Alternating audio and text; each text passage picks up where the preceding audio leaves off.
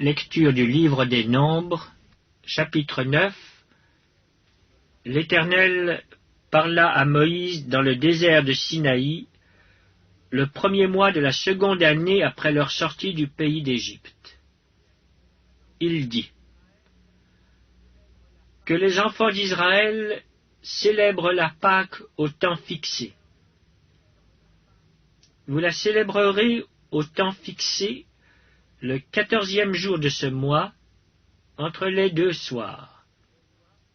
Vous la célébrerez selon toutes les lois et toutes les ordonnances qui s'y rapportent. Moïse parla aux enfants d'Israël afin qu'ils célébrassent la Pâque.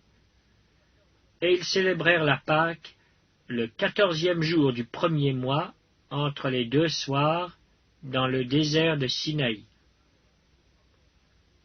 Les enfants d'Israël se conformèrent à tous les ordres que l'Éternel avait donnés à Moïse. Il y eut des hommes qui, se trouvant impurs à cause d'un mort, ne pouvaient pas célébrer la Pâque ce jour-là. Ils se présentèrent le même jour devant Moïse et Aaron, et ces hommes dirent à Moïse: « Nous sommes impurs à cause d'un mort. Pourquoi serions-nous privés de présenter au temps fixé l'offrande de l'Éternel au milieu des enfants d'Israël » Moïse leur dit: « Attendez que je sache ce que l'Éternel vous ordonne. » Et l'Éternel parla à Moïse et dit: « Parle aux enfants d'Israël, et dis-leur: si quelqu'un d'entre vous ou de vos descendants est impur à cause d'un mort, ou est en voyage dans le lointain, il célébrera la Pâque en l'honneur de l'Éternel. C'est au second mois qu'ils la célébreront, le 14e jour, entre les 2 soirs. Ils la mangeront avec des pains sans levain et des herbes amères. Ils n'en laisseront rien jusqu'au matin, et ils n'en briseront aucun os. Ils la célébreront selon toutes les ordonnances de la Pâque. Si celui qui est pur et qui n'est pas en voyage s'abstient de célébrer la Pâque, celui-là sera retranché de son peuple, parce qu'il n'a pas présenté l'offrande de l'Éternel au temps fixé. Cet homme-là portera la peine de son péché.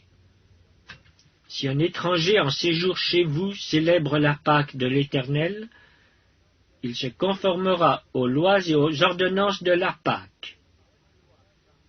Il y aura une même loi parmi vous, pour l'étranger comme pour l'indigène. Le jour où le tabernacle fut dressé, la nuée couvrit le tabernacle, la tente d'assignation. Et depuis le soir jusqu'au matin, elle eut sur le tabernacle l'apparence d'un feu. Il en fut continuellement ainsi. La nuée couvrait le tabernacle, et elle avait de nuit l'apparence d'un feu. Quand la nuée s'élevait de dessus la tente, les enfants d'Israël partaient.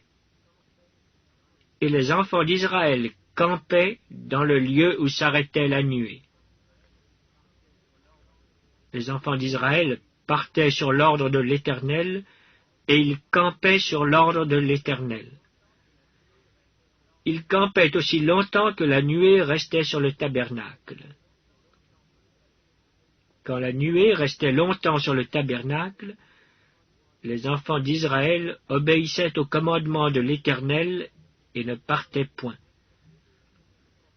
Quand la nuée restait peu de jours sur le tabernacle, ils campaient sur l'ordre de l'Éternel, et ils partaient sur l'ordre de l'Éternel.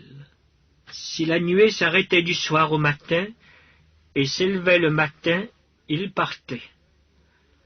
Si la nuée s'élevait après un jour et une nuit, ils partaient. Si la nuée s'arrêtait sur le tabernacle 2 jours, ou 1 mois, ou 1 année, les enfants d'Israël restaient campés et ne partaient point. Et quand elle s'élevait, ils partaient. Ils campaient sur l'ordre de l'Éternel, et ils partaient sur l'ordre de l'Éternel. Ils obéissaient au commandement de l'Éternel, sur l'ordre de l'Éternel par Moïse.